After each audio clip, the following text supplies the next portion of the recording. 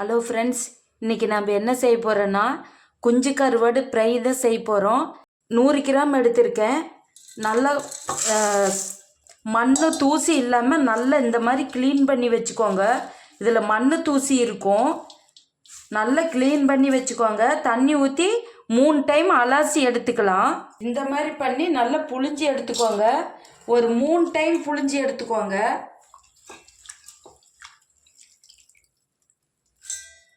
குஞ்சு கருவாடு க்ளீன் பண்ணி 4 டைம் கழுவி வச்சுருக்கேன். சுத்தமாக கழுவிருக்கு. இந்த மாதிரி கழுவி எடுத்துக்கோங்க. இப்போ இதில் சேர்த்திக்கலாம். இது கூட வரமிளகாத்தூள் 1 ஸ்பூன் சேர்த்திக்கலாம். சீரகத்தூள் 1 ஸ்பூன் சேர்த்திக்கலாம். பெப்பர் பொடி 1/2 ஸ்பூன் சேர்த்திக்கலாம். மஞ்சள் 1/2 ஸ்பூன் சேர்த்திக்கலாம். கருவாட்டுக்கு உப்பு அதிகம் போடக்கூடாது, அளவாக போட்டுக்கோங்க. ஒரு 1/4 ஸ்பூன் அளவுக்கு சேர்த்திக்கலாம். நல்லா கலந்து விட்டுறலாம்.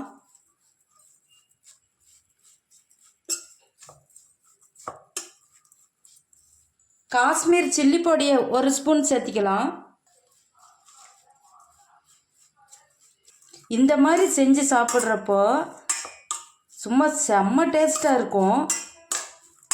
உடம்புல சளி இருந்தால் கூட சரியாயிரும். இந்த மாதிரி இந்த கருவாடு, குட்டி கருவாடு செஞ்சு சாப்பிட்றப்போ உடம்புல சளி இருந்தால் கூட சரியாயிரும்.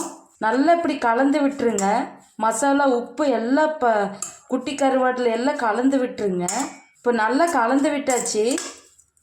இந்த அளவுக்கு நல்லா கலந்துக்கோங்க. எப்படி இருக்குது பாருங்கள்.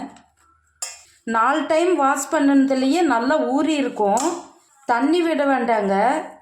இதை அப்படியே கலக்கி வச்சுருங்க. இப்போ தாளித்து விட்டுறலாம்.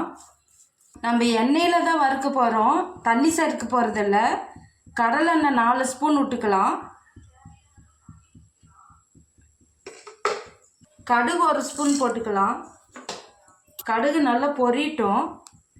வரமிளகா 3 போட்டுக்கலாம். 4 பல்லு பூண்டு தட்டி வச்சுருக்க, அதை சேர்த்திக்கலாம். கருவேப்பிலை கொஞ்சம் உண்டுனாவே சேர்த்திக்கலாம்.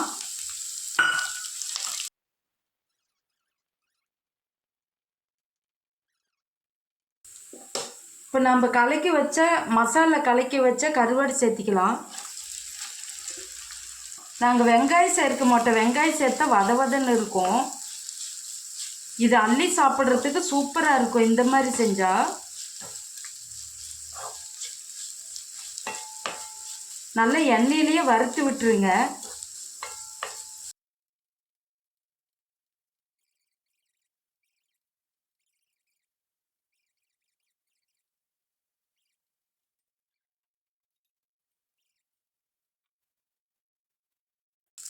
மல்லி இலை போட்டால் கொஞ்சம் வாசனையாக இருக்கும், சாப்பிட நல்லா இருக்கும்.